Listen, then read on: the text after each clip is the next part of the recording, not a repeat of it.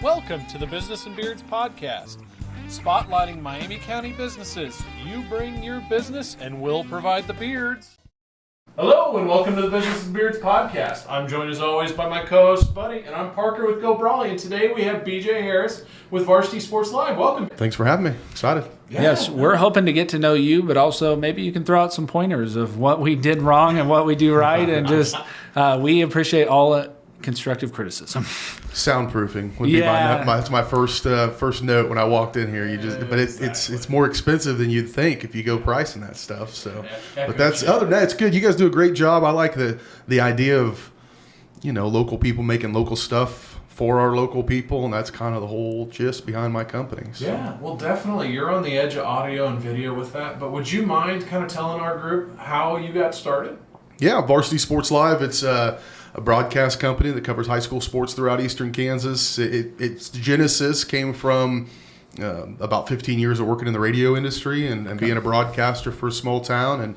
And as that industry started to kind of lose its way just a little bit, perhaps, especially as far as covering local people properly, we were all looking for ways to still do what we love to do. I still wanted to be able to broadcast high school sports and wanted to do it for my hometown team, which is Girard, is where we started it. Our first channel was Girard Sports Live, so I kind of moved right from the radio booth to the video. We launched it under our own company and went out and got our own sponsors, and we were off and running. It helped me that, I'd been on the air in that town for 15 years. I played high school sports for a couple of pretty good teams in that town. And so leaning on that foundation of that particular community gave me the gumption, I guess, to go try to do it on my own. And then 2 years after that, we felt like we were doing pretty good. And frankly, if that's all I ever did, I'd be a pretty happy guy. But we moved to Spring Hill, job move for my wife, walked into the Chamber of Commerce, talked to them about, hey, this is what I do. Does anybody do this for the school? Nope. And so that just happened to be a really good contact, too, because she happened to be a school board president and the Chamber of Commerce president. So that's hilarious. Plugged in pretty quickly, that small town feel again, and was able to deliver a really good product at the same time, both in Girard and Spring Hill in 2019. And then we know what happened in 2020, and some teams started clamoring for us. We went from 2 to 5. Mm-hmm. We added Louisburg and Paola and Tonganoxie.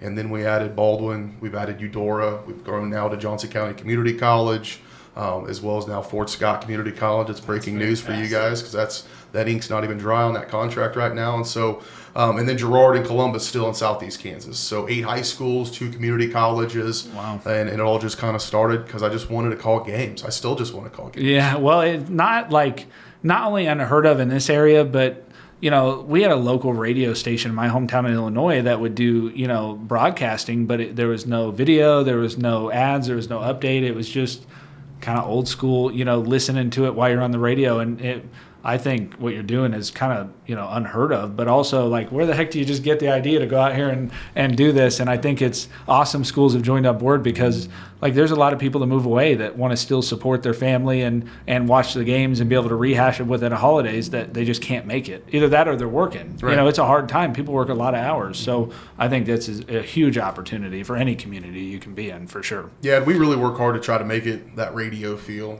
I have broadcasters on it. That's one of the things, there's competition. There's competition in every business. We've got competition, but that's primarily kind of a pay-per-view and a static camera or just nobody talking and no sound whatsoever. And so that's a live stream. What we provide is a live community broadcast. Yeah. And we have good guys. I have every broadcaster who did it for the last 2 years coming back for 3 straight years to work in these communities. So they're starting to develop those relationships that drill down. And I've told kids, I tell them, kids, these are grown men now, some of them, but I want them to be the voice of the Columbus Titans for the rest of their life if they choose to be. Yeah. We're going to give them the platform to do that and pursue that dream. And I'm looking forward to provide those opportunities for more and more kids, bringing up youngsters and giving them those reps because, frankly, like the radio station you mentioned, those opportunities aren't like that, aren't available anymore. Yeah. There's going to be 8 to 10 guys that are going to get to go do reps doing high school play-by-play this year in eastern Kansas that if it wasn't for Varsity Sports Live, it's not like there's a lot of opportunities like that. And so we're thankful for businesses that do that, and they've supported it. That was one of the things I was able to do from the word go, was create a model that was locally supported with advertisers that jumped on board and made that free to our families as well, so people can watch it. And it truly is just like that hometown radio model. Yeah, well, we moved here in 23, and it was just like, I was like, what are you talking about? Like, is this just some guy at the high school doing this? And then we found out it was kind of, big, and it was a very, very good surprise, and just kind of amplifies, makes it feel special, when they get to be on TV, right? It kind of, opens their eyes a little bit to what I think they can do too. And I hope you've had a good experience with it, but we definitely have. Yeah, and we want to deliver a product that's above what you maybe have come to expect at this level, and have guys that are coached up to be able to do a game and broadcast and make it feel like it. And one of the things was, I was in radio for 10 years and never used my television production degree that I had. In fact, I didn't start using that until I started this company, really. But one of the first things was these small businesses saying, yeah, I'd love to do it, but I don't have a commercial. Who's going to have a TV commercial in almost any of these towns? Correct. And so that was kind of my first, we better make sure everybody's got a TV commercial. And we do that for free. The first one's free, we'll give you the first one free. It gets everybody hooked on it. Yeah, exactly. That got, one of the induced benefits of that was, a bunch of people who have never seen themselves on TV got to see themselves on TV in their small town. Yeah. And the energy that might create, and the goodwill that I think that creates sometimes. And, from a marketing standpoint, it only takes a couple times for somebody to go, hey, I saw you on that commercial before. You're kind of like, hey, BJ, when can we do this again? You know? And that's because we do deliver a good product. But we also do it with the idea that these are small town people talking to, more small town folks. And I coined that. I didn't coin it. God, I wish I'd have coined it. I think I did. I think I may have, because it was been 5 or 6 years ago. I need to go find the material that I put it on. But hyper local advertising. That hype, for years, broadcasts would do just that. It would broadcast it out. And the challenges with internet and everything else, we need to find the audience we need to talk to. Correct. And then we deliver a product for that audience. And the segmentation of media has become so big that there is a niche for just about everything. Yeah. And this is ours. Well, and I think there is a niche for sure. I mean, you think about we had a business in Shawnee for a while, and it was like, if you weren't marketing online via Google or via internet supplied leads, you couldn't get your name out there. It's so big and so oriented that the penetration was ridiculous. And here it's like, you think it'd be easier, but it's not, except for the fact that you have people that can provide a service who get what we're trying to do. Yeah. And the advertising piece is definitely golden for sure. Yeah, and I could go on for 8 days and days about, what happens when we lose these local medias that talk to our local audience, that are local people talking to local people, when we've fallen back into just relying on giant companies to get your message out to your local people. We don't need these people in the middle of it. Mm-hmm. We need to talk to each other. Yeah. And that's what I do. So if I come in and make you a commercial, I generally know you. I may not know you, but I'm from Eastern Kansas. We're Kansas folks. I'm going to make that commercial in a way that would make you proud, and I'm going to tell your message to folks because I've grown up talking to these people, and I've been selling to them now for 20 years. So, you figure out a way to talk to folks. And I just feel like we've lost our way a little bit because, newspapers have gone away. Local radio stations have lost, that connection to the local community. And so if I can come into these towns and provide that in the sports level, where oftentimes we know that's the front porch of our communities, the front porch of our schools, then we'll do that. And ultimately it's to push these kids out in front, elevate their contributions and elevate their efforts, and put good out into the world and try to just put more good than there is bad. I tell my broadcasters that, we're passionate, we're competitive, we're going to say stuff that, we might want to put back in our mouth from time to time, but in general, they're taught to be positive, to look on the silver lining of things, even when things are rough, and to these are moms and dads and grandmas and grandpas and aunts and uncles listening. Those are their babies you're talking about, and so make sure we present it that way when we're out talking to the community. So with your broadcasters, you guys have done a very professional broadcast. How do you source them? Where do you find them? Are you staying local? Are you headhunting? How does that where do you start? Let's see here. So we've got a freshly graduated college kid who just happens to be doing some selling for me also on another contract, and so brought him on. I've got a guy who's a regional manager for a liquor store. I've had teachers on staff with me. Another college student from Central Missouri who's going to make his trip over here. The voice of the Paola Panthers comes from Savannah, Missouri, and loves every second of it. The best way to get a guy like that is his last gig was in Montana. So suddenly that's an easy drive from Savannah to Paola is an easy drive when you were covering western Montana, So, and they just love it. They just want to do games. It's just the same thing. I did a lot of things. I jumped in a car and went to, Kearney, Nebraska for the Gorillas to make $75 for a Saturday just because I wanted to go do it, and that these guys want to do it as well. I pay okay, I pay above the market rate, I think, just because I put a lot on these guys and expect a lot out of them, and they just keep coming back, and we've got 10 guys that are all play-by-play guys. They all want to be Mitch Holtis. They all think they probably can be Mitch Holtis. I think I still can be Mitch Holtis, but I want to get those guys, and I've had a few that really might. I mean, they really might if they want to go and do the line that takes you through the path to make you that now. I've got some dudes that are coming up and some young guys that are really talented that I'm excited to see, and some older guys that just love doing it and like showing up to the games. And my ears are always perked up, man. If somebody says they might want to, perhaps thought about maybe one day doing it, I hear you, and I'm like, hey, let's come on over here to me, And same with color analysts. What's one of my favorite things is to find kind of that hometown boy that folks might know and stick him on with my professional broadcaster and let him give that, that quintessential radio broadcast with some knowledge of, well, I know that guy's, dad, he was a heck of a ball player back in the 80s, that's the good stuff, that's gold for me. And so finding that knowledge, and then camera operators, I give a lot of opportunities to high school kids. We've got several. We've had a kid here in Louisburg. He's been our camera operator since he was a freshman. He's going to be a senior this year. He shows up every time, does the job, is really good at it. And then college students and, sometimes dads in the stands when we get in a bind, but, we've always been able to keep a good cruise out on the field. We'll have 30 to 35 guys and gals. We've had plenty of girls that have run camera, and I'm ready for the first one to get on mic and get some play-by-play reps as well. I'm trying to get my teenage daughter to do that, but maybe the baby wants to do. She did tell me she wants to be a broadcaster, and Mom just rolled her eyes and got sick a little bit. We'll see what happens. That's hilarious. Yeah. Now, what kind of investment did it take to kind of get this going? I mean, you're talking a lot of equipment, and when we first started doing these interviews, it amazed me how much money you could spend on junk, right? So the good stuff has got to be expensive. So, where did that maybe come from, or did you have some business partners to help you get going, or was it just really all of you, like, I'm going to do this and we're going to take out as much credit card debt as I can because I know it's going to work? How did that happen? The first one was, and some of that goes back to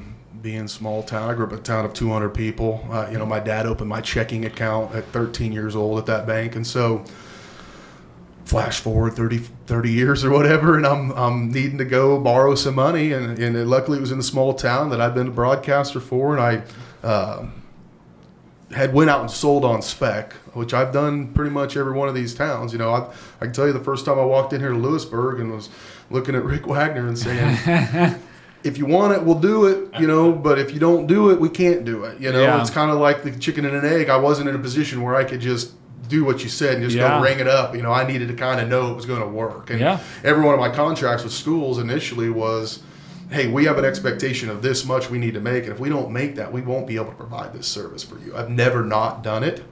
I have lost money in towns to try to get them on through, and we let the other towns float the boat as we grew a little bit, but it was a $10,000 loan right out of the bank, the first time on spec.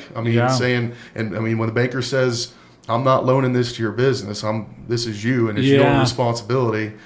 That's kind of makes a guy get up and go sell some advertising in the morning. Exactly. And I've now done that a couple of times, and we've rolled it in and put some investment back, and probably also much to my business partner, my wife's chagrin. That we went from 2 to 5 to 8 to 10, back down to 8. I did have a couple of losers. We've had some times where we've gone into communities it just hasn't worked, but and then now up to 2 junior colleges, and we're certainly the arrow's up. We ebb and flow with the economy. We are I'm a canary in the coal mine, I think, sometimes, where I can kind of get a feel for people about 6 to 8 months before they really think the things that they're thinking come to fruition. When you're out talking with people and getting them to think about their long-term planning and their advertising and their counting shekels and And I can sometimes, I got my best friend's a roofer and a construction guy, and we'll usually talk to each other about every year about this time of the year, just kind of, what do you think? Yeah. Well, I'll tell you what I heard, and you tell me what you heard. He's in a very steady, it's construction and all that stuff, and I'm kind of,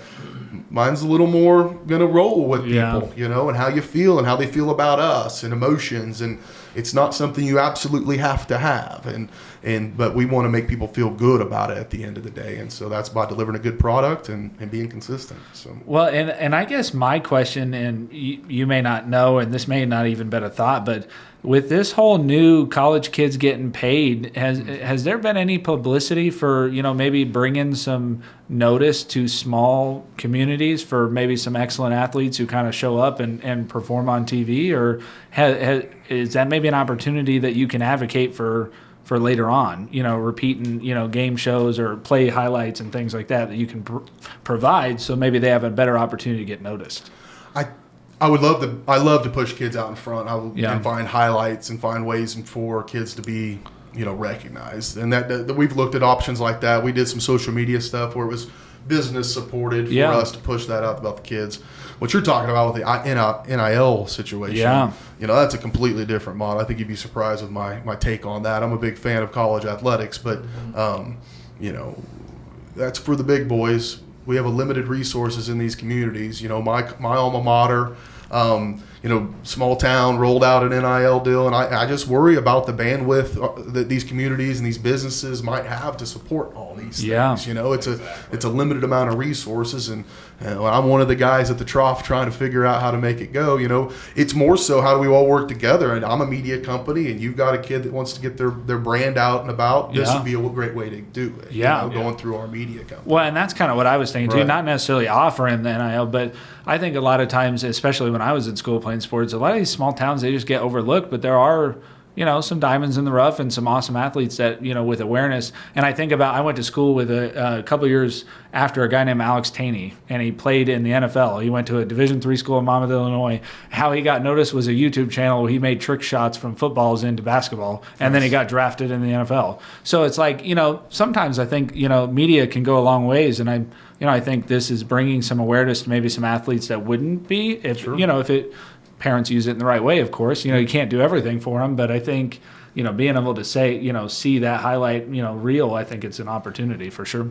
I'd say it's definitely the increased visibility. One of the big things when I was in Paola is we were excited about was the end zone camera we finally got so we could get yelled at Saturday morning. What we did wrong. Yeah. So that's one of those things that the improved visibility, I think, is the best offering for the ability for people to take their future in their hands. Yeah, for sure. Yeah, getting that tape available to you. I was running, my recruitment was off VHS, and I had to put it together myself. I promise you that.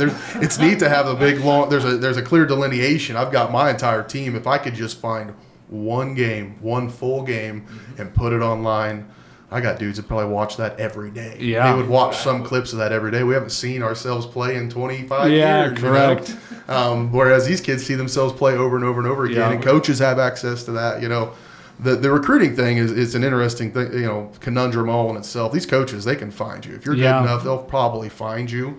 And certainly if you've got an active high school coach that'll promote you to those coaches, that's really how that gets done. And ours might just be gravy on top of it on a Friday night, and just really putting an entertainment product out there a little bit on Friday night and wanting people to feel good about themselves when they watch that tape. So you have 10 different feeds right now for across the board of Eastern Kansas. Is there something that's a pretty wide range of what you offer?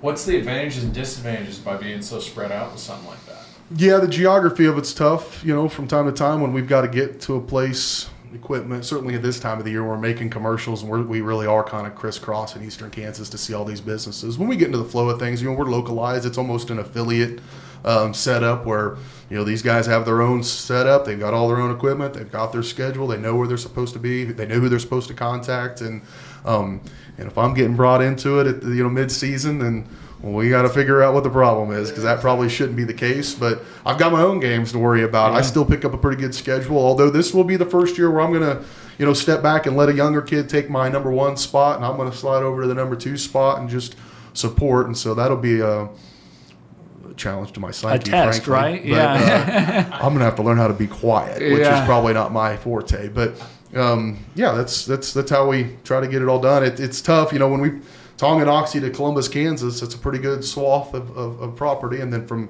as far west as Eudora, it's up against the almost the Missouri line. So. Well, we really do cover it, and we want to grow. And if I'm able to set it up like that to where it's affiliates and finding these local broadcasters, I will tell you a thing that's kind of flipped in our growth has been that mentality of trying to be local, more local. Schools want to have us. I mean, schools certainly want us to be there, and we've found that we can generally get a business community to support us as well when we go to these towns. We haven't always had that guy. The Larry Gazaway, for instance. We had Larry here in Louisburg. How fortunate to have a guy with that much broadcast experience that also happen to love the community and be active in it. That's what I want in these towns. So I'd almost pursue a school or pursue a growth opportunity based on an individual that wants to do it, that wants to work with me, that wants to be that person in that community. And if I could find those in towns all over, I could teach you how to be a broadcaster. I could teach you how to be that community liaison between our product and the business community. And then we would be more solidified. Whereas, if we're always backfilling with college kids, sometimes you won't get that solid, foundational growth in those communities. Of course. Yeah, is that kind of your goal? I mean, to expand past maybe Kansas, or are you really really going to be just centrally around here so you can be involved in the day-to-day if you have to be? It's a 3-hour drive versus maybe a 10-hour drive if you went somewhere in Indiana or something like that. Is your goal to maybe expand past this, or are you really just kind of want to keep it in the Kansas area? I wish a lot of this had been planned out better. We've just kind of been going, but I've got aspirations of growing. There'll be some scaling challenges to it, and matter of whether it's a production product that we're putting out or a media company. Kind of right now we're in a almost service to the school business. We have our own media delivery, and we're able to do that. But it's the service to the school that kind of provides a little bit of that interest from the advertiser. Yeah. But with that audience and with the eyeballs that we're growing, we kind of do have a media company and that growing media entity. And I see more. I've got a couple of ideas on this. One, certainly the sports and play-by-play and finding more affiliates like that to go out into the communities and represent us in their hometowns. That's one way I see growing it. But the other would be more media, like you were talking about with, local stories about local kids across our network, and coaches interviews and more coverage, even perhaps diving into community news or community bulletin board type things that are that radio station. So if we're within, you're going on the air on a Friday and we could have an extra 30 minutes, it's talking about what's going on around town. That's a consumable product that would be on our network and across all of eastern Kansas. Yeah. I mean, on Friday night, September 5th, despite the fact that the Chefs decided to put a game on that exact same night, not my favorite thing in the world that the NFL is playing on opening night of high school football. But it will be on YouTube, and so will we. So we'll be side by side with the Chiefs, and we're going to have an opportunity, I think, to have a lot of TVs right next to each other with our product and their product. Yeah. I've laid that gauntlet down for our boys. Like we're going to get a real live check. I mean, anybody who's got two TVs in their house and is a fan. But regardless of that competition on that first night, I'm pretty confident, there's going to be 20,000 or more eyeballs on our stuff across all these communities, probably higher. We don't have a way to check and count eyeballs necessarily. We can check viewers and assume that there's more than a couple people oftentimes watching those broadcasts. And so that's some pressure, but that's also really exciting. And I think it's a value to not only the local communities, but one of the places we've tried to grow from a business standpoint is finding some regional partners, people who can stretch across all of eastern Kansas. Yeah.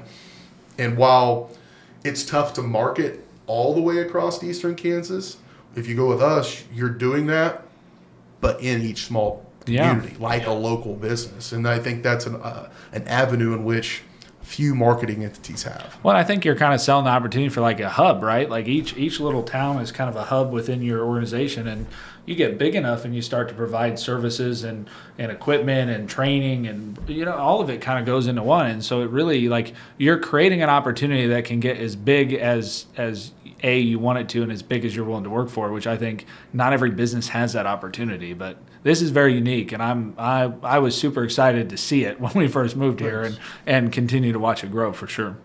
Yeah, my challenge is I just like coaching kids. I just like coaching and teaching the skill of it, and introducing people to media, and really, it sounds weird, and when my wife watches this, she'll tell me I'm arrogant, but I'm trying to bridge that gap between the next generation of media makers and creators and content creators, which wasn't a thing when I became one of those people, and media itself, and where media lives within that, and how do we introduce these people to it in a way that, just like I said, there aren't radio stations for guys to go get reps on play-by-play. So I've sold guys on. I brought a kid out of broadcasting school and said, hey, if you really want to do this, if you really love broadcasting, you want to do it for the rest of your life, regardless of how it's done, and you just want to be on the air, you better learn how to sell some advertising. You better learn how to sell a product and imagine yourself as that, and then present that way. And if you can do that, and you can make that connection, and you can convince Rick Wagner in the parking lot sitting in your minivan with your wife that this thing you're making is really worth supporting. You can do it forever. You can be happy with what you're doing, and I get to go call games as my career. And I got a kid to come work for me selling advertising right out of broadcast school. Not what he wanted to do, based on the idea that might give him more bandwidth, including that career track where I laid out to him, like, hey, if you want to be, Mitch Oltis, Mitch was a Kansas radio guy. That, again, like I said, that path is a little more challenging than it used to be. Now it's kind of through the minor league ranks. But guess what? If you've sold an advertising package for a year, and there's a minor league baseball promotions director job that also has play-by-play skills, you just got elevated. And you're always going to create that opportunity for you. And so that's the thing, that the explosion of content creator happened with these kids, and they think they can just go do that. You still have to convince somebody that they need to see your product, and that they need to pay you to see that product. Which means you got to deliver a product of which I know you guys are. I don't know whether you've got sponsors on here or not. I know you will, because the product in which you guys are putting together and the content, the richness of the content should be valuable to an advertiser. But a kid wanting to just make stuff without making that connection between, one, the consumer has to want it, but a business has to want those consumers. Yeah, I've been trying to grow my TikTok account for 3 years, and I got like 1,500 followers, and it's like, you never know what is going to be hot and what's not. But what I found is, the more authentic you can be, your crowd will find you. And my wife's a little more successful than I am. She's not considered a content creator by any means, but we started about the same time, and she's got 10,500 followers and I got 1,500, right? And it's just because, like, you have to have a clear vision where you want to go, and you have to be authentic to yourself, so you don't get bored or annoyed with what you're trying to do. And I obviously, just talking with you for 15 minutes, you're very passionate, and I think that's going to play leaps and bounds for the company you're trying to build, for sure. Yeah, that passion, that can be a challenge. It can get you in trouble, for sure. Explaining that your passion, it's not anger, it's passion. Yeah, exactly. It's a thing that happens quite a bit in my house, actually. But I'm just passionate about this stuff. But yeah, you got to have a little bit of passion, but be able to, by mid-February, and we've all done, 30 broadcasts, and we just did 8 basketball broadcasts in 7 days or whatever. Ain't nobody loving their job right then, Correct. But you do get to sit down and be like, man, that's a pretty cool thing I'm doing. I still get to go do high school sports and broadcast and talk to people I know, talk to people that know me, and present these kids in a nice way. And so as long as I get to keep doing that, I'll be pretty happy about it. And I'm thankful that the businesses see that what we're doing is important. And I really think there's going to be a recession of information collection and where we all go to get entertained, or where we go get the real information, and that authenticity and the realness of local high school sports. And when you turn on the TV at your home, and you can hear the cowbell, and you can hear the crowd, and you can hear the chants and the cheerleaders and stuff in the background. I mean, it's real. It's real. It's not. You don't have to worry about whether the person across there is like a robot or AI, or you're faking it. It's all some of you see at the grocery store doing this for the people that you go, you live with. So it's amazing. Yeah, I stumbled upon talking to a buddy of mine about we might play-by-play announcer, sports play-by-play announcer might be the last career you really won't be able to completely fake it, because somebody's got to be watching the real thing happen, and I don't think you're going to be able to fake it. They That's a will. good point. They'll think of something. They'll find some way to do it, but not the same. Not with the emotion. Just sports are so unpredictable. Yeah. You need the predictability of it. And the one thing I've learned about sports, and certainly in sports broadcasting, is that it's completely unpredictable. Yeah. Your best laid plans are a waste of time. You better just be ready to move when things move. My last question I have, and because this has been super informational and super encouraging, but do you have any kind of trophy or prize you give out to broadcaster of the year, or anything that you've started to do for your team or anything like that we can maybe look for? Or is that something that's way out of the picture that you wouldn't be able to kind of watch? My guys, you better just be ready to go to work and do the job. There's not a lot of pomp and circumstance when you're the play-by-play. You get your recognition. I mean, I'm 23 years into this now. 2 state championships that I got to broadcast in 23 years. I mean, you're talking well over 2,000 basketball games, close to 500 football broadcasts, 2 state titles. And if you do a really good job and you are that hometown guy and you present them in a positive way and they see fit, you might get a ring. And I got 1 ring out of those state titles. Okay. It's my greatest thing I've ever gotten as a broadcaster, to get a state championship ring from the team I was covering. Yeah. And so I leave that carrot out there for those boys. They can go earn that same ring the same way I did, and they get an attaboy, and everybody gets paid well. And I'm really just trying to, they're passing through me. So me to give somebody an award for accomplishing something with this would be disingenuous, I think, a little bit. This is not the golden ring necessarily. I want to get you to where you want to be. If you want to stay here and be with me for the rest of my life, please do, guys. I mean, I tell my broadcasters, you can be the voice of that team for the rest of your life if you choose to, and I can keep getting businesses to support it. We'll do it forever. But if you want to go on, let's go on. Let's figure out where you need to be next to get you to where you want to be, to raise, I just always tell them, when it comes time for you to be the voice of the Chiefs, I get to be some kind of staffer. That's it. I want to, what did I tell them? Oh, talent. I want to bring up talent interviews. I want to manage the talent. Yeah. That's what I want to do for whatever. That's funny. Whenever they become their big boy jobs. And one of these guys will. One of these kids is going to go hit it big, and I'm looking forward to it. Well, and a lot of people think it's people luck, or they were born in the right situation, no matter what field you're in. But in reality, it just takes a lot of hard work and setting goals and accomplishing what you want to. And I think, it sounds like you're setting them up for success for sure. Yeah, it's a challenge. It's a tough industry because of the way you have to get there to do it. You've got to move a lot. You've got to, I loaded up and went to Western Nebraska. I was going to chase this dream forever, and newlywed wife, and then we had to get back home, and then family and stuff. And so for us, it was a choice to be here. That's why this all came out of it, is me wanting to do that job but stay in my place. And so I make sure I tell these guys, hey, if you really want to do this and chase that dream and be a real pro, it's probably going to be about 6 or 7 to 10 jobs over the next 15 years. You may move cross country.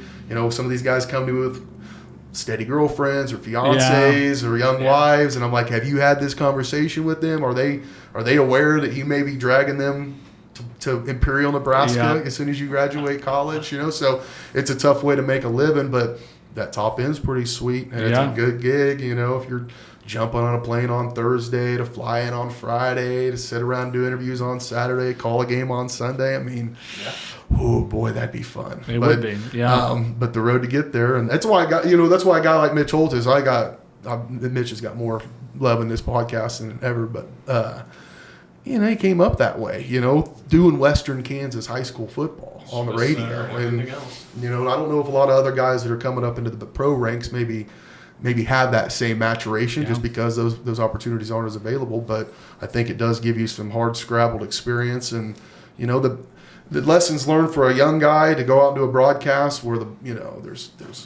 it's intense, it's stressful because that clock is, and nobody delaying the game because you're not ready to go on the air.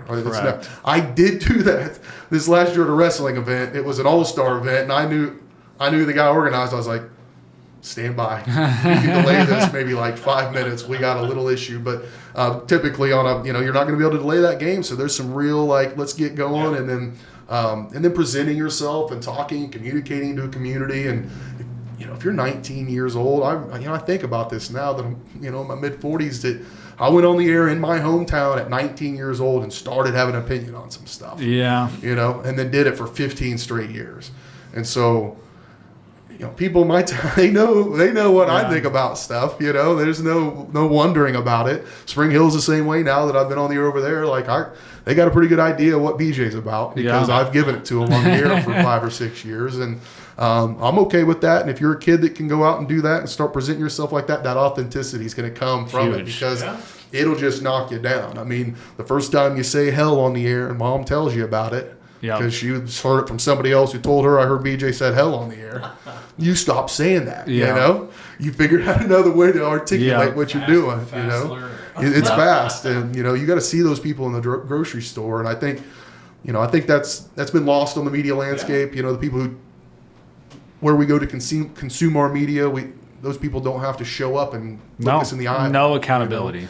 And I tell these broadcasters, you're going to stop at that Casey's after the game, and you better be okay if, Big Mama comes in and she's not very happy about what you said about baby boy. You better be ready. So don't do that. Don't put yourself in that situation. That's a good advice. BJ, thank you for the time. This has been wonderful. Any closing comments? No, I appreciate you guys. I talked to some high school media classes, and one of the things I tell them is stop consuming and start producing. Yeah. I've said if you produce more than you consume, you're okay. If it's the opposite, you're just wasting your time. And in the media world, that's the way you see yourselves. It's specific to a media class. You've been out there consuming media, consuming. If you came here to sit in this room, you're now a producer. We are the genesis for where this stuff comes from. And if you can, put your ideas together and articulate them clearly and put them together, you can go sell them out into the world and get your message out there as well. And so we have to tell kids and tell adults, probably worse than maybe kids, that,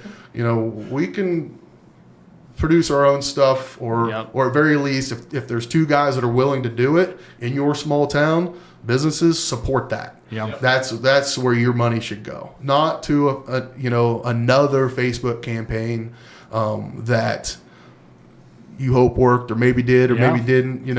And I will say, as far as that's concerned, and you mentioned some of that digital advertising early on businesses, watch that dollar spend, because when's the last time you saw a Facebook sign on the local baseball field or a 100%. Google AdWords sign on the local football stadium? It doesn't happen. But I know the leadership shirts at Spring Hill High School have Spring Hill Sports Live logo on them. And I'm happy to cut those checks every time. And just like you guys and your businesses give back to these communities, so do local media companies. You've got Louisburg Sports Zone, incredible product that they put together out there that's awesome, that we're happy to be in the same, pool with them. And then, your local Miami County Republic newspaper. Those are locally produced, local people telling your local story. And if you're making that advertising by business and you're trying to decide about whether you need to be in the paper or be on Facebook, and you can do both. If you can only do one, do the one that matters to your community and isn't a place where other things create vitriol and pain.